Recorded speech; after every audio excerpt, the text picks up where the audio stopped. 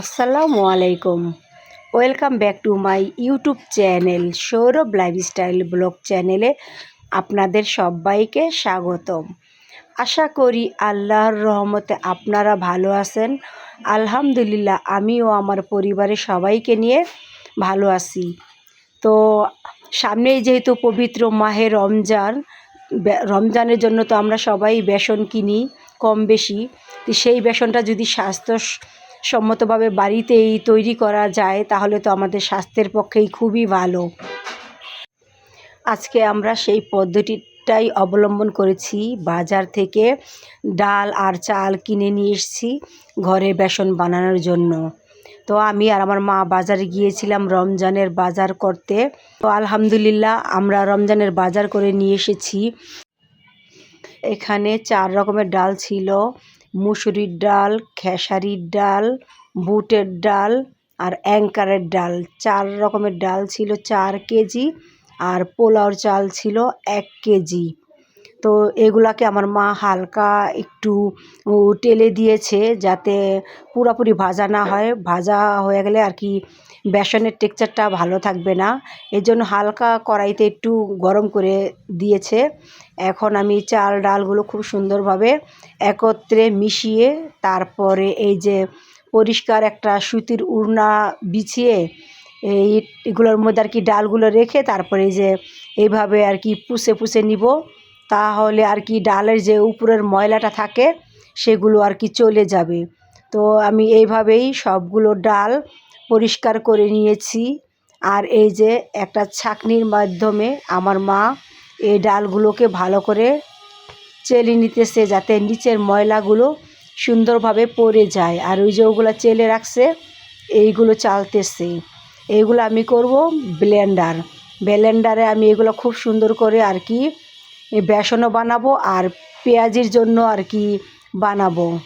তো এই বড় শ্রেণীটার থেকে ছোট শ্রেণীটা আর কি ডাল সব একসাথে ঢেলে নিয়ে তারপরে যে আমি ব্লেন্ডার করতে চলে এসেছি।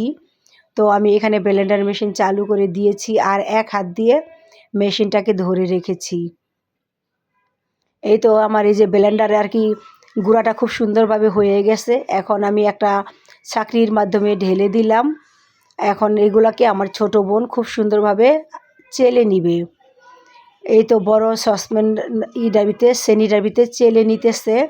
আর বাকি যেই চালার পরে যেই গুঁড়াগুলো থাকবে ওগুলো আবার আলাদাভাবে রেখে দিব পেঁয়াজির জন্যে। তাহলে এক কাজে 2 কাজ হয়ে গেল। তো এই তো দেখেন খুব সুন্দরভাবে আর কি চেলে নিতেছে, খুব স্মুথ মিহিনভাবে। আর এই দিক দিয়ে আমি আবার আরেক জগ ভরতেছি ব্লেন্ডার করার জন্য চাল ডাল সব একসাথে মিক্স করে। আর এই যে এখানে রেখে দিল এগুলা পেঁয়াজির জন্য। তো এইভাবে স্বাস্থ্যসম্মতভাবে যদি ঘরেই বেসন তৈরি করে রমজান মাসটা পার করা যায় তাহলে স্বাস্থ্যের পক্ষেও ভালো থাকে আর খেতেও খুব সুন্দর লাগে। মাশাআল্লাহ, এই যে আমাদের সবগুলো বেসন ভাঙা হয়ে গেছে। দেখতেই পারতেছেন বেসনগুলো কত সুন্দর হয়েছে। ঘরের নিজের হাতের তৈরি করা বেসন। এইভাবে আমরা প্রতি বছরই বেসন ঘরেই বানিয়ে থাকি। তো সব বছর তো আর ভিডিও করা হয় নাই, তাই ভাবলাম যে এই বছর একটু ভিডিও করি। বেসনগুলো বানালাম, দেখতেও যেমন সুন্দর হয়েছে আর খুব সুন্দর একটা ফ্লেভার আসতেছে যেহেতু এখানে পোলাওর চাল দেওয়া আছে। তো ওইখান দিয়ে বেসনটা রেডি করে রেখে এসে তারপরে নিচের থেকে দোকান থেকে 2টা ফুলকপি আনা হয়েছিল বড় বড় সাইজের। এগুলাকে আমার মা খুব সুন্দরভাবে কেটে তারপরে ধুয়ে পরিষ্কার করে দিয়েছে। এগুলাকে এখন আমি এই যে গরম পানির মধ্যে দিয়ে দিলাম। এগুলা সব একসাথে গরম পানির মধ্যে দিয়ে তারপরে হালকা করে একটা বলক উঠিয়ে তারপরে আমি এগুলাকে ছেঁকে নিব। আর এগুলা আমি এই ফ্রোজেন করব, যখন সিজনে থাকবে না তখন আর কি বের করে খাওয়া যাবে, যখন মন চায় তখন আর কি খাওয়া যাবে। এই তো দেখতে পাইতেছেন বিকেল হয়ে গেছে, বাইরে সন্ধ্যা হয়ে গেছে। আর এখানে একটা কাক, আমি আবার বলতেছি এইখানে আমি তো মাছ মাংস রান্না করতেছি না, কি দিব। এই জন্য কাকটাকে আর কি দিলাম, উড়ে গেল। আর এই যে এইখানে আমি নিচের ফুলকপিগুলার উপরে আর কি নেড়ে চেড়ে দিতেছি, আর উপরেগুলা নিচে দিয়ে দিছি, যাতে উপরেগুলো একটু কম সিদ্ধ আর নিচেরগুলো যাতে বেশি সিদ্ধ না হয়ে যায়। আর এগুলো বেশি সিদ্ধ করা লাগবে না। এই যে সিদ্ধ মানে একটা বলক চলে এসেছে, এখন আমি এটাকে এই যে ছেঁকে নিতেছি আর কল ছেড়ে দিয়েছি, যাতে ঠান্ডা পানিটা পড়ে আর কি গরম ভাবটা বের হয়ে যায়। আর ওই দিক দিয়ে আমি কিন্তু ফ্রিজ থেকে বরফ বের করে নিয়ে এসেছিলাম।